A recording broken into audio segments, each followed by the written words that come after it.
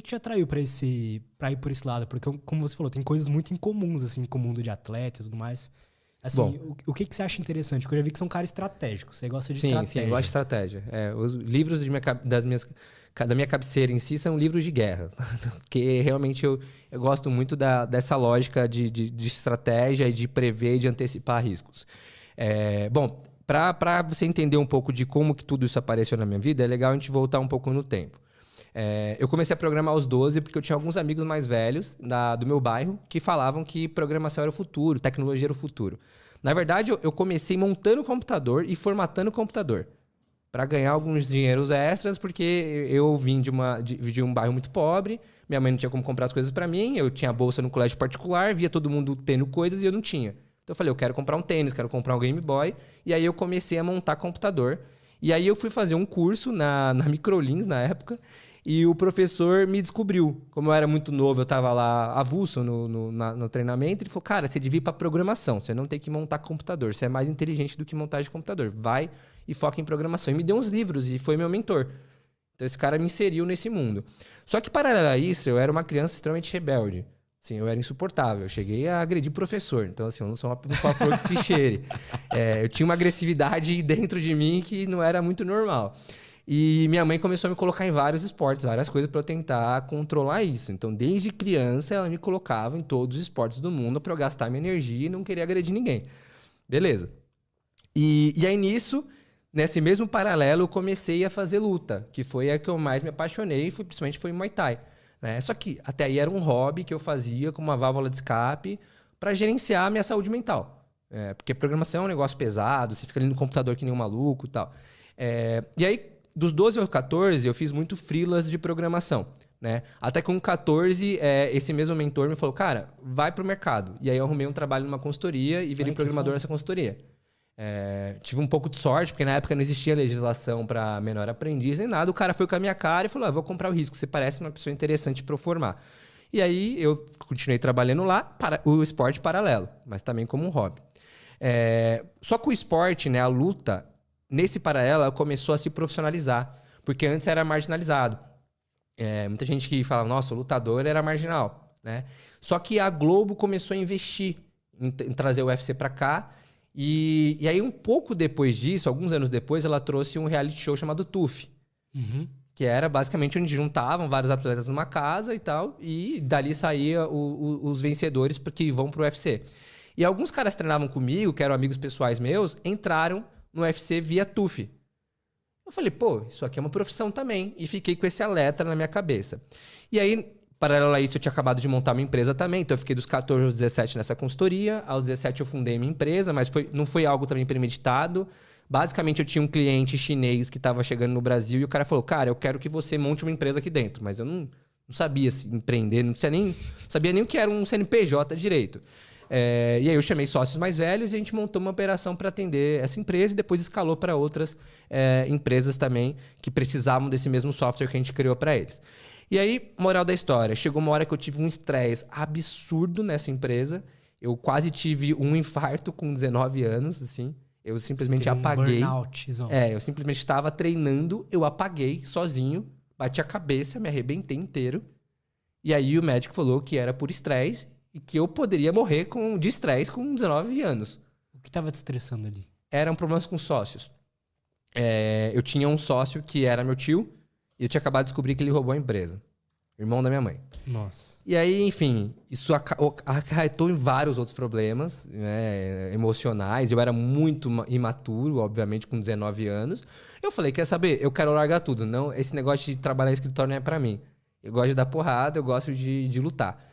E aí comecei a fazer algumas lutas amadoras, de Muay Thai e falei, que legal.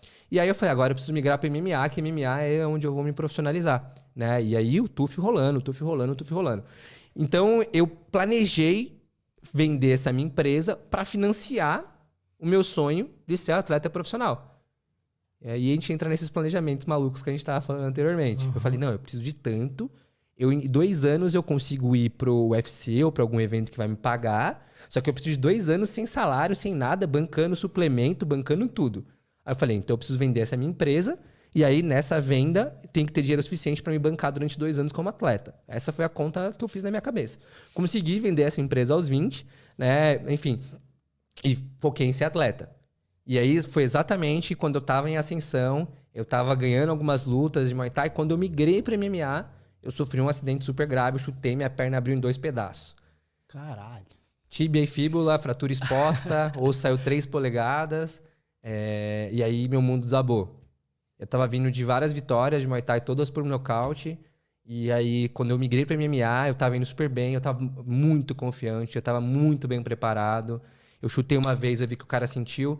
Na segunda, fez um barulho e eu achei que eu tinha quebrado a perna do meu oponente.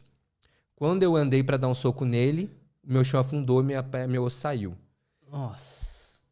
E eu fiquei alguns dias achando que eu ainda tava sonhando. Pra você ter ideia, eu não senti dor na hora. Eu comecei a ver a plateia desmaiar. A plateia toda da fita. Sério?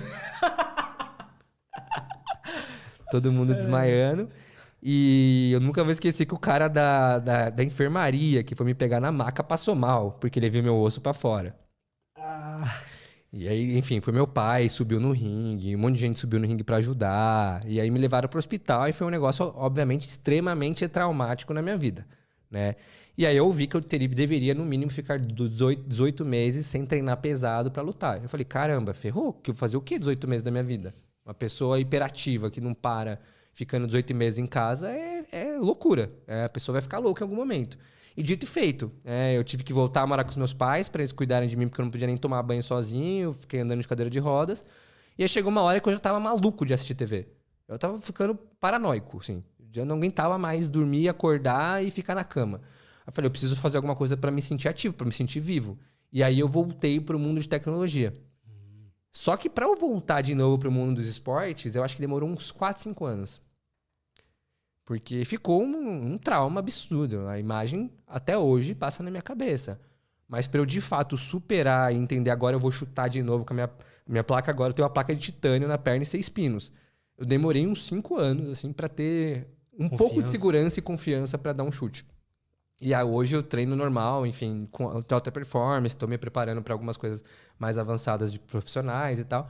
Mas é um processo muito longo, assim. Você não tem ideia de recuperação. Porque nunca passou pela minha cabeça que além do estresse físico que você passou, e que você vai ter que ficar 18 meses ali, 1 ano e meio sem treinar, depois pra voltar ainda, você tem que lidar com o trauma, né?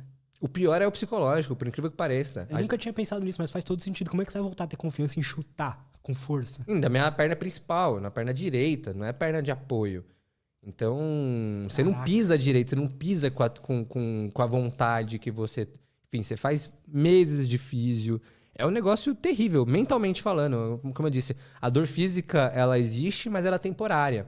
Chega uma hora que a dor física, ela começa a existir porque você fica traumatizado. Então você tem medo de pisar. E aí, quando você pisa, dói mais do que deveria. Sua perna fica bamba porque você não sente que você tem confiança. Então, é um processo, assim, que... Se você supera, é fato que você vai dar certo na vida. Se você não supera, você vai direto para depressão, porque é muito complexo. E eu cheguei na beira, provavelmente, ou até tive depressão e não sei. Mas que eu fiquei no fundo do poço mentalmente, pensando em coisas horríveis. E aí, nessa época, foi quando eu conheci a filosofia. Olha que curioso. Interessante. Muita gente me dava Bíblia, coisas de religião, e eu era muito religioso nessa época. Mas eu fiquei muito puto com a religião. Por quê? Por que aconteceu essa merda comigo? Foi basicamente isso que eu fiquei pensando no hospital. Eu fiquei 2 semanas no hospital internado, e o pessoal me dando Bíblia, falando que era falta de Deus no meu coração.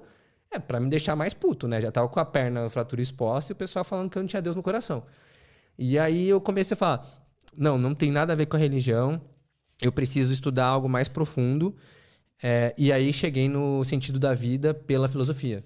Comecei a estudar o sentido da vida. Então, eu comecei do básico, li Aristóteles, e me apaixonei pelo conhecimento e filosofia. Falei, olha que profundidade que tem esses caras dialogando, pensando. E aí eu deixei um pouco de lado a religião, que para mim era algo mais superficial, que não tinha tanta lógica, e fui pro lado da filosofia, que para muitos parece algo subjetivo, mas não é.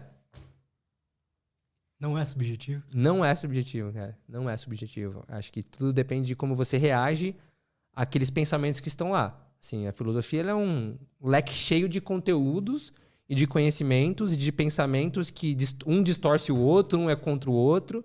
Então, a forma como você unifica e leva para si, né, é onde você torna aquilo objetivo. Então, não é subjetivo como as pessoas pensam, cara. Muito pelo contrário. Foi o que me tirou desse buraco. Cara, que interessante. Mas é a primeira pessoa que eu vejo que saiu de um fundo do poço através de filosofia. Mas faz todo sentido. Sim. Foi a partir do estudo de tentar entender o sentido da vida que você saiu de uma situação merda que você tava. E é engraçado, né? Porque eu tentei achar culpado de tudo, todos os jeitos e enfim, agentes externos sobre um acidente. E aí, quando eu comecei a estudar filosofia, eu percebi que eu que fiz eu chegar até ali. Na verdade, foi um estresse que eu gerei tentando fazer um calejamento na minha perna. Tinha algumas técnicas que estavam vindo pro Brasil, eu tentei fazer umas técnicas e não deixei minha canela recuperar a tempo da luta. Então, quando eu fiz o raio-x, estava cheio de microfraturas. Então, assim, eu me responsabilizei. Depois de muito tempo, eu tomei a coragem e foi a filosofia que me levou nesse pensamento. Olha que louco. Porque eu tava achando que era Deus que tinha feito isso comigo, queria me punir, enfim, que era karma. Eu pensei em trocentas mil coisas, menos que eu que tinha gerado aquilo. E aí a filosofia me trouxe uma lucidez no sentido de, cara, pensa bem, como é que aconteceu isso? O que aconteceu antes? É consequência de algo que você mesmo provocou. E de fato foi. É uma intensidade a mais que eu fiz durante os treinos que me gerou aquele acidente.